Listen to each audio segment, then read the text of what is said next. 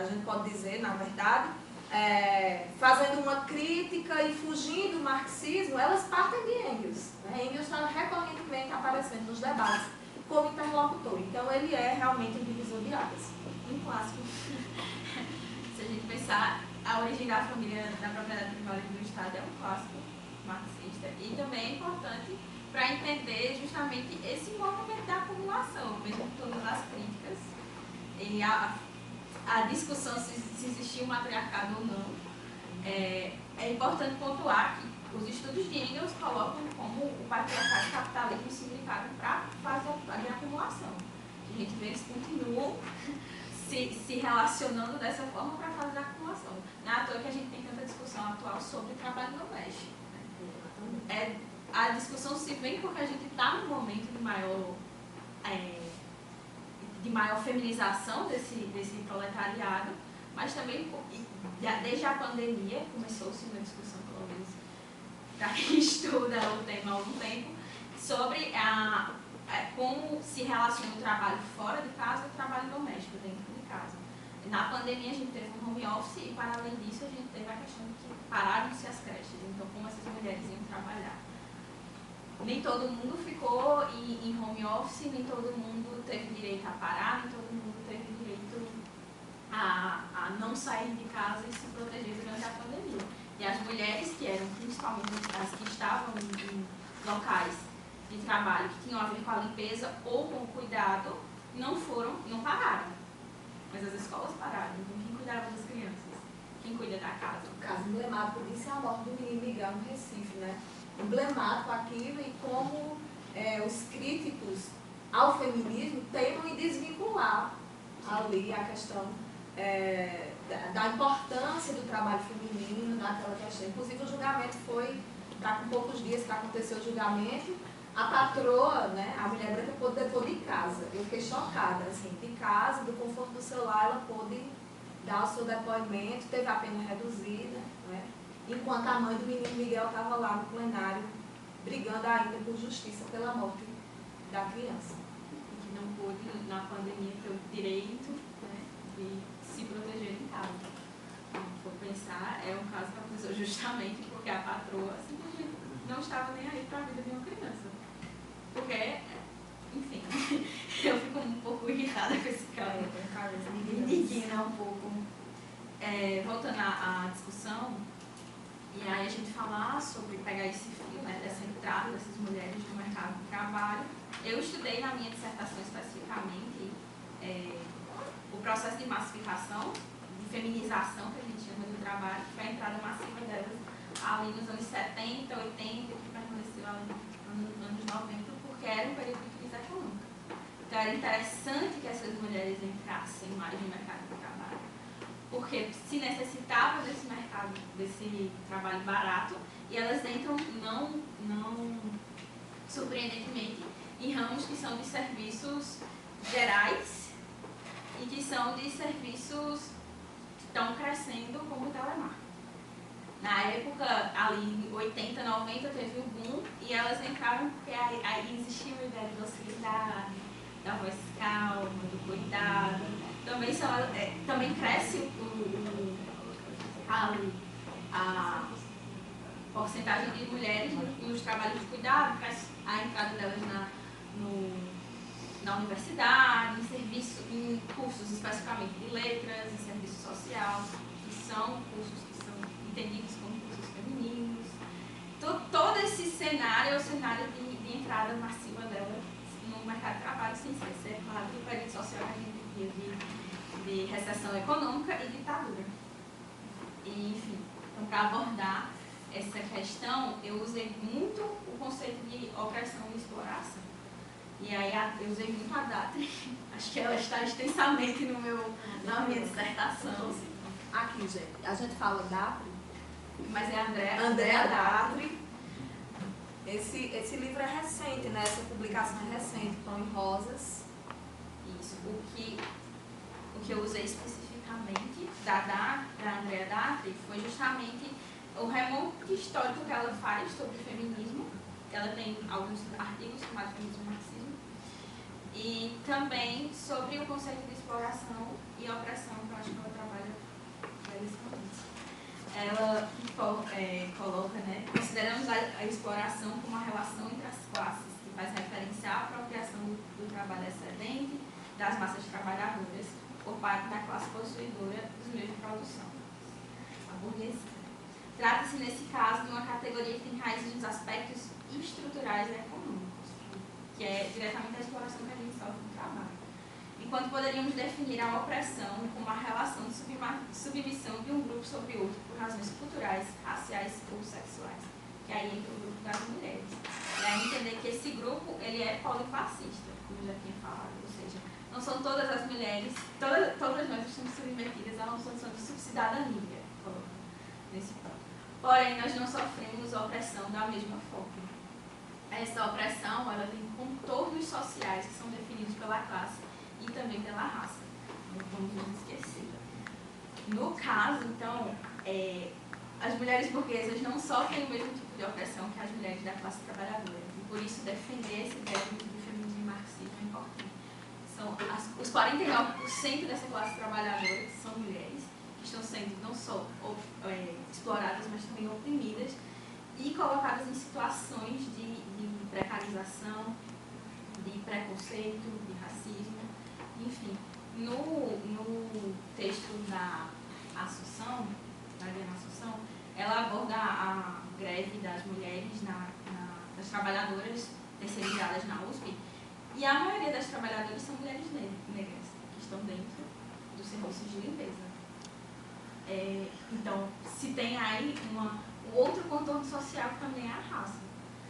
A exploração e a opressão, elas se dialogam dessa forma e servem como uma forma de melhor oprimir a classe trabalhadora e melhor explorar, no caso das mulheres, explorar através dessa relação de patriarcado e capitalismo. Se a gente for pensar, assim, está bem atual o tema, como Janaína já tinha falado, da redação do Enem. Eu fiz Enem esse ano. Quando eu cheguei para fazer a redação, eu me surpreendi com o tema, mas ao mesmo tempo não tanto, porque se a gente for pegar as redes sociais, o que mais se fala hoje em dia, pelo menos no meu algoritmo, é sobre como as mulheres estão passando situações que são situações de opressão, desde relacionamento até trabalho, até como conciliar uma rotina de trabalho em casa com um trabalho fora de casa. Então, nada mais atual que pensar o tema do Enem, que é os desafios para enfrentar a invisibilidade do trabalho e cuidar das mulheres no Brasil. Mas esse não é um tema novo para o marxismo. Na verdade, esse tema é bem antigo com a Vogel, que é falado sobre a teoria da reprodução social. A Bachiller também vai falar sobre teoria da revolução social, da reprodução social, mas ela não fala em feminismo para 99%. Ela tem um texto específico que é o que é a teoria da reprodução social, que inclusive está no... Quem tiver curiosidade, está na ementa do mini curso, que é a bibliografia recomendada. Tem todos os títulos, na verdade. Mas pegando o fio, né, a autora ela vai destacar como a gente entraria em colapso se não fosse um trabalho feminino doméstico. Que ele serve para essa manutenção da vida social. Como se as mulheres parassem, haveria um caos na produção, porque não seria possível produzir. Então, existe todo um trabalho feminino que é invisibilizado e que é utilizado também, se a gente for pensar, não é entendido como trabalho útil, que é uma categoria do Marx, mas ele é utilizado pelo capital porque não é um trabalho não pago. E aí a gente não entra na discussão. A Friedrich ela é popular porque ela criou uma polêmica. Virou pop, como diz a filha. Ela virou pop porque ela tem uma polêmica justamente sobre essa questão do trabalho doméstico ser um trabalho remunerado. E aí se pagaria um salário. E aí se a gente pensar, entra na mesma questão de exploração. É um salário. E aí a gente volta para o Marx, para a gente falar sobre exploração e sobre salário. E é uma coisa que eu fico pensando, né? Inclusive ontem a gente estava no GT e chegou ao final a comentar sobre isso. A acusação de que o marxismo é reducionista, de que o marxismo é economicista, não é? De que o marxismo pesa tudo em econômico, tudo se reduz ao econômico. Veja, a gente está falando de Engels, 1884, finalzinho do século XIX, e a preocupação de Engels enquanto pensador revolucionário era sobre as questões da vida cotidiana, né? A Ariane está falando desse texto, A Origem da Família, mas eu gosto muito, Ariane, de A Situação da Classe Trabalhadora na Inglaterra. É um livro que eu recomendo muitíssimo. Inclusive, recomendo ler antes da Origem da Família. Eu acho um livro espetacular do ponto de vista da análise, lógico, mas da sensibilidade que o Engels teve, né? A Josefine Martinez, ela diz que o Engels trabalha com uma metáfora do capitalismo, uma metáfora visual do capitalismo, né? Ela mostra como o Engels começa a obra escrevendo como se você estivesse entrando em Londres, naquele momento, a partir subindo o rio, Tâmisa, e se deslumbrando com as embarcações, com os prédios, as construções, as chaminés, o desenvolvimento do capitalismo. E, na verdade, quando você desce do barco, começa a andar pela cidade, começa a se deparar com a vida real, como diz Belchior, a vida ao vivo é muito pior, né? E aí o Engels vai narrando os detalhes do que era ser classe trabalhadora no final do século XIX, como eram as condições precaríssimas da vida nas casas insalubres, sem luz, sem comida, com péssimos salários, as condições das fábricas, mas também ele tem momentos em que ele narra a importância das mulheres nesse aspecto, principalmente das mulheres que, além de inseridas no mercado de trabalho, nos postos mais precários, né, mulheres e crianças, né? Tem passagens aqui que ele fala sobre o trabalho infantil também, que são assim, chocantes, né? Para quem não sabe que o capitalismo existe, né? Porque tem essa galera aí, né? Que o capitalismo é positivo, né? Desenvolvimento. É uma ideia. Tem. A gente se depara. É assim, um choque de realidade, porque, cara, isso existiu mesmo. Existiu. Então, acho que o Engels é espetacular nesse livro, né? Pela narrativa e pela sensibilidade de colocar em texto qual era a situação da classe trabalhadora e da mulher. Veja, a mulher responsável pelo posto precário, 10, 12 horas de trabalho, e em casa ainda, responsável pelo cuidado com os filhos, com os homens desempregados, né? Engels também vai narrar isso. Então, assim, também, se a gente prestasse todo cuidado com isso, é responsável pelos pais, pelas mães mais velhas.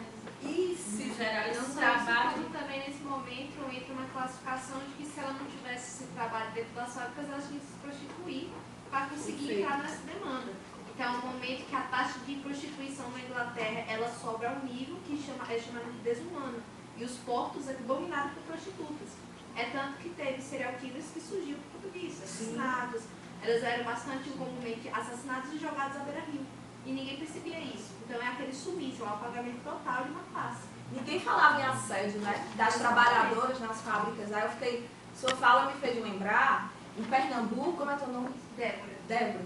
Em Pernambuco, de onde eu venho, a primeira greve de trabalhadores foi feminina. A primeira greve que se tem noticiado. Ficou conhecido como a greve das cigarreiras. As cigarreiras insurretas, ou as cigarreiras insurgentes.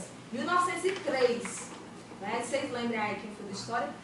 De quando data a primeira greve de trabalhadores no Brasil, primeira grande greve assim registrada, Recife, as mulheres na dianteira fizeram a greve. Trabalhadoras da fábrica Lafayette, a maior fábrica de cigarros de Recife. Eles eram da minha cidade. É? Monteiro. Aí os Lafayette, eles primeiro a gente pular e saíram se espalhando, crescendo cada vez mais. Perfeito. E aí, na fábrica, nem se fala em assédio, mas os baixos salários. E para piorar a situação, a classe trabalhadora começa a entrar nos sindicatos. Né? As mulheres, consequentemente, como parte da classe trabalhadora, entram no sindicato. Só que o trabalho feminino na fábrica Lafayette, a gente tem uma pesquisadora que agora me foge o nome, ela disse que foi instrumentalizado o trabalho feminino no seguinte aspecto. As mulheres eram usadas, primeiro, para pressionar para baixo o valor do salário masculino, porque elas ganhavam menos, então, cuidado, senão te troca aí por um homem. E, além disso, é instrumentalizado, além desse terror imposto de maneira coletiva à fábrica trabalhadora, à classe trabalhadora, esse trabalho feminino era elevado à enésima potência, o nível de precarização. A ideia de que a mulher faz mais bem feito, então coloca ela para a coisa mais, entre aspas, delicada, só que é a que mais exige, né? E desgaste físico. O que é que acontece? As mulheres entram no movimento grevista e começam a, além de colocar medo nos trabalhadores, nos homens, começam a colocar medo nos patrões, e os Lafayette descobrem 4 trabalhadoras que uma era tesoureira, a outra era secretária do sindicato à época e demite. 2 delas se conformam e vão lá tomar satisfação com o patrão e são empurradas na vista das outras trabalhadoras. Ao invés de intimidar, isso levou 250 mulheres trabalhadoras a sair quebrando máquinas, jogando cigarro, fumo, a despedaçar ali a cidade do Recife e se alastrou. Os jornais de Recife, né, a gente não sabe em que dimensão também a imprensa burguesa usou isso como mecanismo de terror, né, na sociedade, mas noticiado durante 2, 3 dias ainda, levantes puxados a partir dessa greve. Então, assim, acho emblemático disso, de como Engels, lá no final do século XIX, ele foi muito sensível. Adiante. Parênteses grande. Mas só colocando também, continuando na parte histórica, né? Quando as mulheres entram no mercado de trabalho, cria-se toda essa polêmica sobre o salário, porque o salário dos homens seria reduzido, graças a seria reduzido, haveria uma maior competição no posto de trabalho, só que havia uma necessidade também de mão de obra, mas não somente, havia necessidade econômica na época para complementar a mão de obra. Veja que desde a situação que o Engels estudava na Inglaterra, a ideia do trabalho feminino era uma complementação da renda. Ela nunca foi vista como realmente renda mesmo, e a tese, vou pegar o que eu coloquei aqui, as mulheres não tinham direito de ter sua conta, elas não tinham direito de ter independência financeira até um tempo atrás. Então, o trabalho feminino era entendido como um complemento da renda de casa, e esse complemento era barateado também, né? Elas continuavam tendo a mesma jornada de trabalho, mas era um trabalho que era mais barato para competir com o trabalho masculino. E dentro disso ainda não foram isentas, assim, o capitalismo, nem na face que nós temos hoje, isentou as mulheres do trabalho doméstico. Apesar do... Não sensibilizou os homens, o capitalismo não conseguiu converter. Quem esperava, né, que o capitalismo não fosse sensibilizar os homens a dividir o trabalho doméstico? Aqui no Brasil, o IBGE coloca que dos trabalhadores e trabalhadoras, 21%, se não me engano, as mulheres dedicam 21 horas semanais ao trabalho doméstico, enquanto os homens apenas 10, alguma coisinha ali, lembrado no Brasil. Lava uma louça, né? Bota o lixo pra fora, pra falar que não tá fazendo nada. Lava uma louça, bota o lixo pra fora. Isso não lava. Trabalho quando lava. E essa é visto como ajuda. Que é visto como ajuda. Tá fazendo o papel dele. Você mas ele ajuda. Esses dias eu vi um vídeo na internet que é uma estudante de psicologia, ela vai entrevistar homens e mulheres perguntando quanto tempo elas e eles gastavam cuidando dos filhos. Aí as mulheres, 24 horas por dia. Meu filho já tem uns 20 e tantos anos, mas eu continuo cuidando dele. Não cuido, enfim, mostrando assim, o cuidado. Aí homem, no final de semana, às vezes no feriado, 2 horas. 2 horas. Aí eles falam, mas é porque a mulher tá mais tempo em casa. Aí as mulheres respondem, eu trabalho 8 horas por dia. Aí a gente vê nessa questão do cuidado. é naturalizada essa relação, né? É a mesma questão com relação ao papel da maternidade da mulher dentro da própria sociedade. Porque se se eu não me engano, faz pouco tempo que também foi sancionada a lei que finalmente as mulheres não vão precisar da aprovação do marido para poder fazer a procedimento. Esse ano, Foi esse ano, início ano desse passado. ano. E assim como os homens, também foi permitido, se eu não me engano, essa mesma lei, diminuir a idade. Se eu não me engano, agora as mulheres podem com 20 e o homem pode um pouco mais cedo. Ainda não é 20, é 25 ainda 25, a idade ainda permanece a mesma. O que mudou na lei foi realmente a ideia da autorização. Eu me lembro que quando isso passou no jornal, eu tava na sala com meu pai. Aí meu pai só falou, imagina que absurdo. Aí eu falei, gente, por que absurdo? Se você não quiser ter filho, você trabalha. Ele, não é isso não. Você não falar com o marido que vai laquear, imagina se for uma doida, um doido que não sabe disso, quer ter menino, não pode. Mas você tá indo. Você é caminhoneiro, por exemplo, meu pai é caminhoneiro. Se eu passo mais de 6 meses no meio da estrada, não fica nas costas da tua mulher, não, um menino pequeno, não. Você não já parou pra pensar nisso. Eu disse, a mulher não faz nada dentro de casa, então dá tempo. Aí eu olho pra minha mãe, e aí como eu tava dizendo, minha mãe acorda 5 horas da manhã pra conseguir até meio-dia ter terminado a casa, limpar a casa, e pra ele, ela não fazer nada. Eu acho isso impressionante. É justamente a ideia desse trabalho invisível mesmo, que é feito todo dia, Ariane, não há folga. Ariane, você falou uma coisa da questão do homem poder matar a mulher, que é a teoria de defesa da honra. Ela só foi extinta pelo STF esse ano. Em agosto de 2023. Ela podia ser utilizada. Ela só foi decretada inconstitucional em agosto de 2023. Porque ela ainda podia ser utilizada. Num país que não é nada violento como Exatamente. Só em agosto desse e ano. a violência de gênero nem E, existe. inclusive, na literatura, Jorge Amado, em Gabriela, isso aparece muito forte, né? Porque o personagem lá, enfim, tem essa relação e ele reivindica o direito de assassinar a esposa. As esposas, né? Nesse caso é um específico que para recuperar a honra dele. Então isso é tão forte que na literatura... Percebem como a Ariane colocou essa frase aqui, né, em destaque, como a primeira dominação é a do homem sobre a mulher, e como isso é atual, né? A Silvia Frederic disse que a última fronteira do capitalismo é o corpo feminino, né? E a gente precisa entender isso e entender isso historicamente, né? Porque essa é uma questão que está dada para o feminismo e marxismo, que é desnaturalizar e tratar essa categoria de opressão e exploração como categorias históricas. Elas têm um momento em que elas nascem, né? Elas não brotaram assim, né? Não são naturais.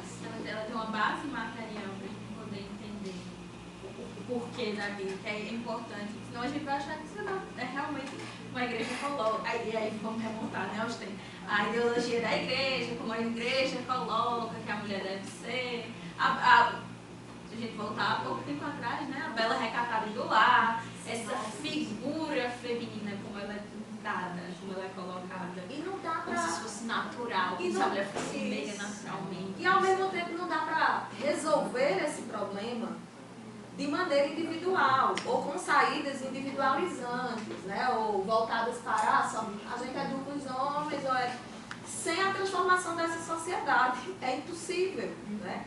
Isso os marxistas já colocavam desde o século XIX, por todo o século XX, nas discussões, depois a gente pode falar mais isso, depois do intervalo a gente pode abordar mais isso. Os marxistas já colocavam, mas era uma preocupação no marxismo.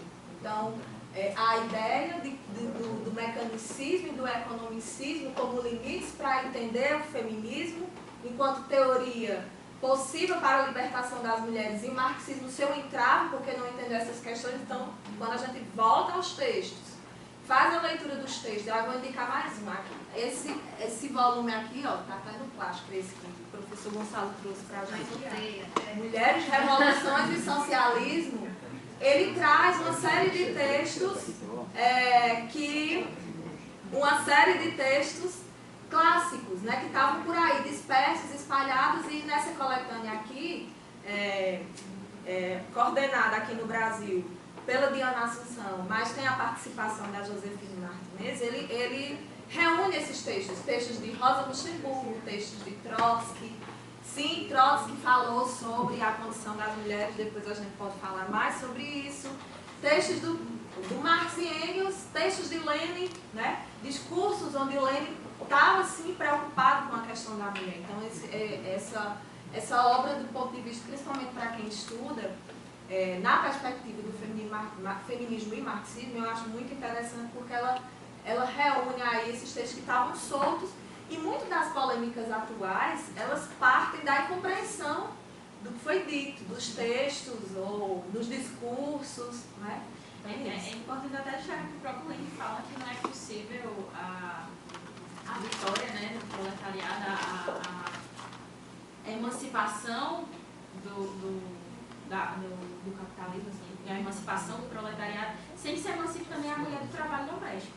Ele chega até a falar, né, como se fosse um trabalho bestial. Isso. E aí ele coloca a importância de se fazer a revolução, mas para além disso, pensar na questão feminina também. Que é colocar, a gente vem abordando, que é justamente a questão do trabalho doméstico, como ele coloca essas mulheres ainda em uma condição de subalternidade e que há trabalho, inclusive, se a gente for pensar na própria militância, né? Quantas de nós não já tivemos aí algum imprevisto de se reunir com as nossas companheiras por qualquer questão de casa ou de cuidado ou de algo que sobrou para você que não é do seu trabalho, que é um trabalho relacionado ao trabalho doméstico. Então, essa condição também ainda cerceia a mulher, como ela pode participar ativamente e como ela pode militar ativamente, que é uma coisa que Lenin já via há muito tempo. Então, se a gente pensar, os clássicos estão sempre voltando a discutir questões atuais. Então, se cria-se toda uma polêmica, né, sobre o trabalho, pelo menos assim, quando se fala em reprodução social, que é o que o Marx fala sobre o trabalho útil. Mas já existe nas obras de Marx passagens sobre ele falando sobre o trabalho feminista, assim, na ideia de que realmente o trabalho doméstico é uma aproveitação, a divisão sexual do trabalho não é uma questão natural, é uma questão histórica. O Engels também, o Lenin, enfim, está dividido em obras e discursos. Então, o marxismo não ignorou a questão da mulher, como se gosta de se colocar. Né? Acho que existe uma polêmica muito grande, que é a questão de gênero não seria tão forte no marxismo, mas ela é forte, ela está em todos os textos. Ela tem suas passagens. O próprio 8 de março, que é roubado pelo liberalismo, e a gente tem a Clara Zetkin, né? Então, acho que